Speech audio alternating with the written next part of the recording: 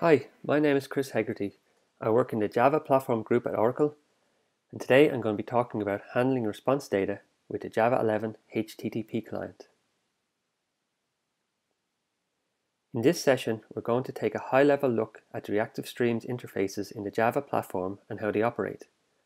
Using this knowledge, we will then see how the HTTP client leverages these interfaces to handle request and response bodies. We'll work through an example of how to write a custom response body subscriber and how to interoperate with existing flow publishers and subscribers. Before looking at reactive streams, it is useful to remind ourselves of the classic producer-consumer paradigm and some of the potential concerns and issues with it. Typically, the producer generates items or data, puts them in a queue or buffer of sorts. At the same time, the consumer consumes the data by removing items one at a time from the buffer. The problem is how to make sure that the producer is not blocked when the buffer becomes full, or that the consumer is not trying to get data when the buffer is empty, and how the notification mechanism to implement such if it happens, as well as trying to determine a reasonable buffer size. Moving to reactive streams, the producer is known as a publisher that publishes items. The consumer is known as a subscriber that receives items. The publisher has a single method subscribe that takes a subscriber. The subscriber has four methods: onSubscribe, onNext, onError, and onComplete. We'll take a look at these now. A subscriber can be subscribed to a publisher by calling the publisher's subscribe method and passing the subscriber. The publisher then calls the subscriber's onSubscribe method with a subscription. This handshake between the subscriber and the publisher results in the publisher having a reference to the subscriber, and the subscriber having the publisher's subscription that it was given in onSubscribe. It is the subscription that acts as a mechanism for the subscriber to send signals to the publisher. For example, using this subscription, the subscriber can request a number of items from the publisher. The publisher can then publish at most that number of items by calling the subscriber's onNext method n number of times, each with a single item. This request mechanism provides the subscriber with back pressure, since it is in control of the maximum number of items that may be sent to it. If the publisher has no more items to publish, then it calls the subscriber's onComplete method. This informs the subscriber that the publisher, regardless of demand for more items, will publish no more items to this subscriber. If the publisher encounters an error, say reading from a file or network, then it informs the subscriber of this by calling the subscriber's onError method with a suitable throwable indicating the problem. The Java platform provides support for reactive streams through a number of interfaces in the Java Util concurrent flow class.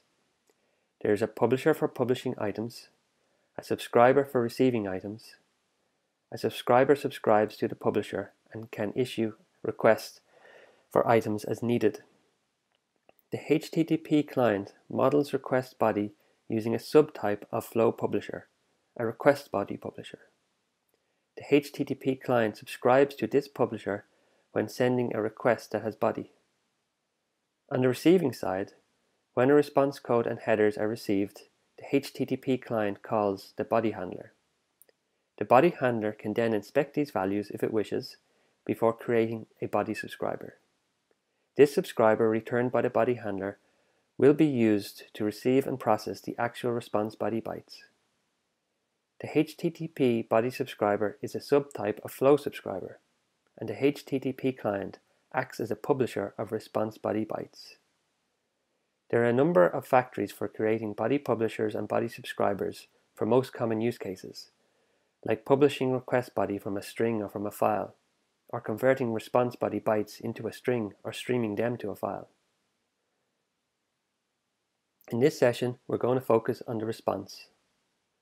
Body handler is a functional interface that has a single method apply that takes a response info containing the status code and headers. The body handler is invoked when the response status code and headers are available, but but before the actual response body bytes have been received. The body handler can inspect the response code and headers before returning the body subscriber. The body subscriber will then be used to receive the actual response body bytes. Body subscriber is a flow subscriber of an aggregate of byte buffers. The byte buffers contain the response body bytes. Body subscriber adds a single abstract method, getBody, that returns a completion stage that completes with the higher level type that the body subscriber implementation will convert the response body bytes into. The body subscriber class contains only static factory methods, and these methods are factories for creating body subscribers that can be used for most common use cases, like converting the response body into a byte array or string, or streaming it to a file or an input stream. Let's take a look at writing a custom body subscriber for handling response data. Okay, so let's take a look at how to write a custom body handler and body subscriber. Before doing that, let's take a look at how one of the convenience body handlers works. So here we've got a utility get method. It retrieves a given URI and returns the response body as a string. So first it creates a new HTTP client over which the request is going to be sent. Then it builds a request from the given URI. Then it calls a send async method to send a request, and it uses the body handlers of string static factory method to create a body handler that converts the response body bytes to a string. Then the completable future then apply method maps the HTTP response of string to its body type, in our case a string, and a completable future of string is returned. So we can see example usage of this get method in the main method. So here we can see the get method is being passed a URI, and then join is being called on the completable future that's returned. This blocks execution until the string response body is available, and then the program simply prints out the body. So let's run that.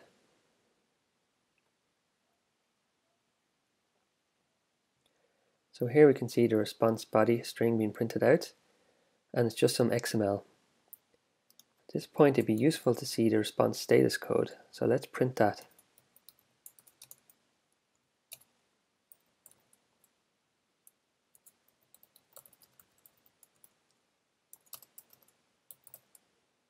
So here we're using the completable future when complete method to print out the status code.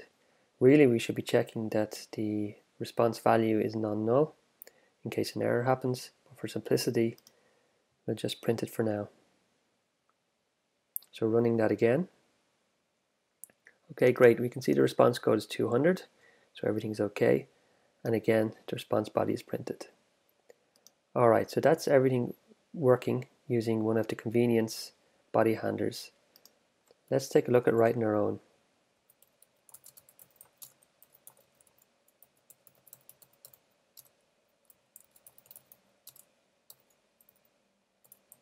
So we need to implement the body subscriber interface, and in this case our type is a string.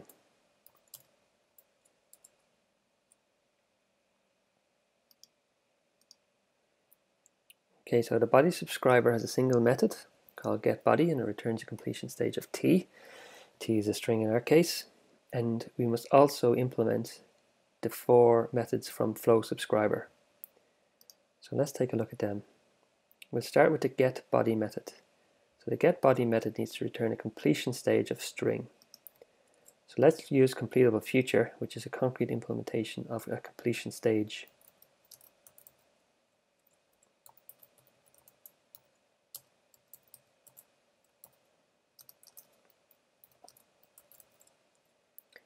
So we've called our completable future a body CF because it holds the response body, and we can return that from the getBody method. Now we'll move on to unsubscribe. So the HTTP client is a publisher of response body, and this string subscriber subscribes to that publisher. So first it will have its onSubscribe method invoked with the subscription from the HTTP client. So let's store that subscription.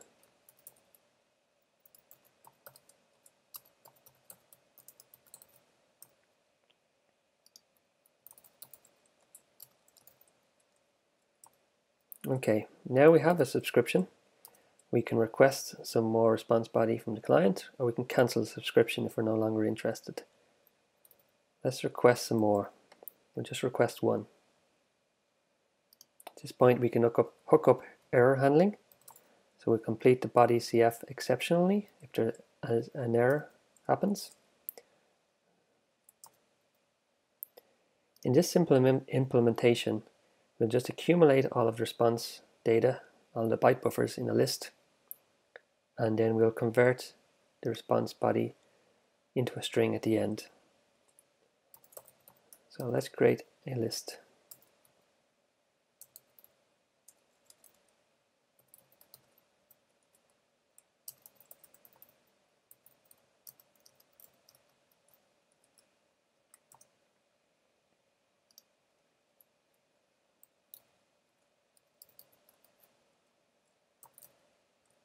Okay, so every time response data is received, we add it to the list. Let's give that a better name. Okay, great. So we're only left with the onComplete method. So again, in this implementation, we will just determine the number of bytes we have, put them in a byte array, and then convert that byte array into a string.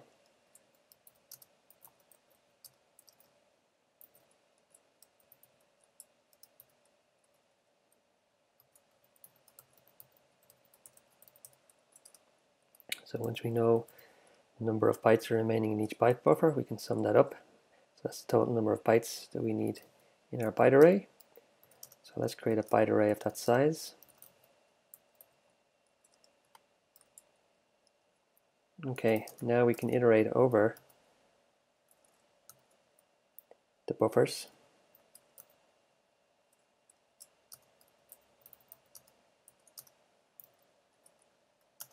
And add them to our byte array. Oops, I call that buffers. Should be buffer. Buffer.get to the byte array. At this point we need an offset. So let's create one. It's initially 0, and we need a length. And the length is going to be the number of bytes remaining.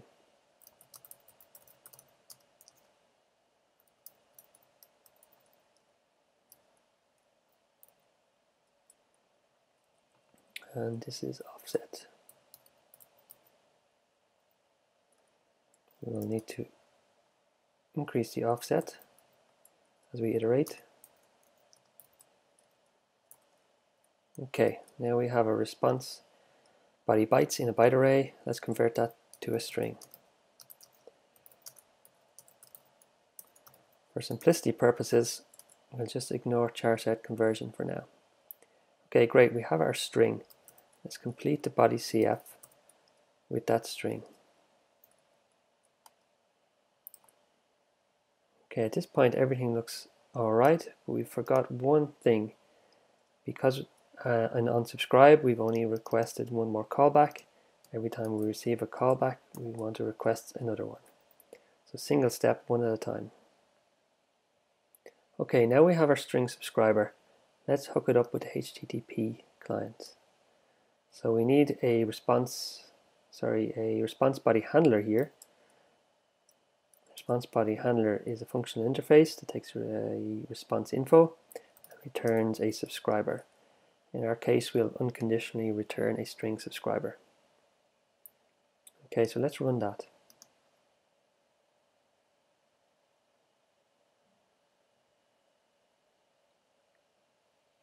Okay, great. So we have response code 200 again, and we have our response body as a string. So let's just take a look at what's happening here. Let's add a debugging statement to the onNext call. Oops. So onNext is being called with buffers, and we'll change the URI so that we get some more response data. Okay, let's run that again.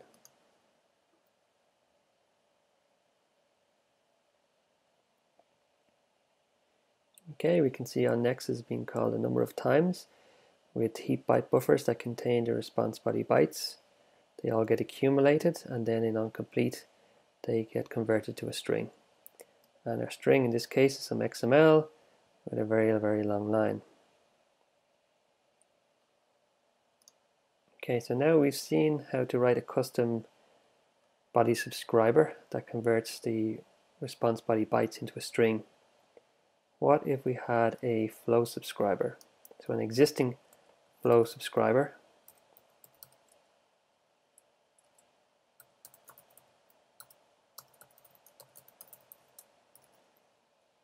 and we wanted to use that with the HTTP clients.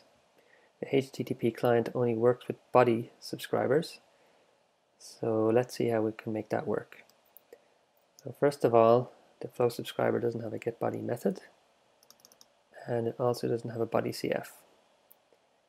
For simplicity, let's just print out the error if one were to occur. We can remove this here. So the flow subscriber still needs some way of exposing its data. So let's give it a private field, string, to hold its body, and an accessor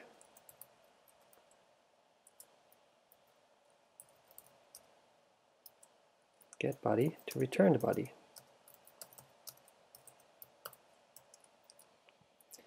Okay, in onComplete now, we need to set the body field. Okay, so now we are string subscriber, which is an implementation of a flow subscriber. How can we use this with the HTTP client? Well, the HTTP client provides convenient static factory methods that adapt between flow subscriber and body subscriber. So let's use one of those.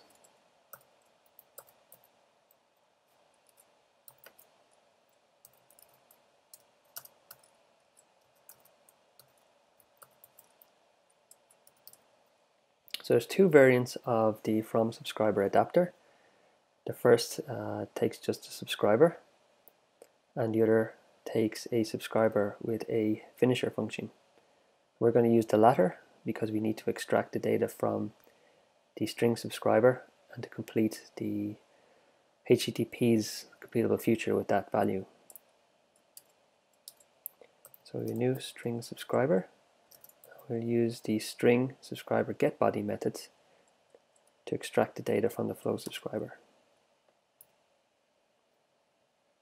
So instead of using a new string subscriber here, we can use the body subscriber. Okay, let's run that.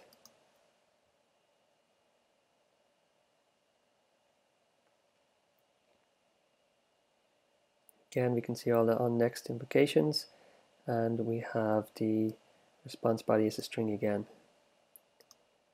We can simplify this even further.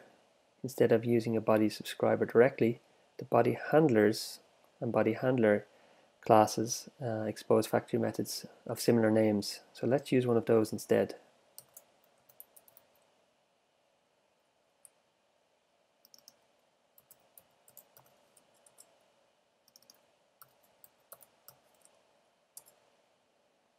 Okay, so we don't need the lambda here anymore. We should be able to use the body handler directly. So let's run that to make sure it works.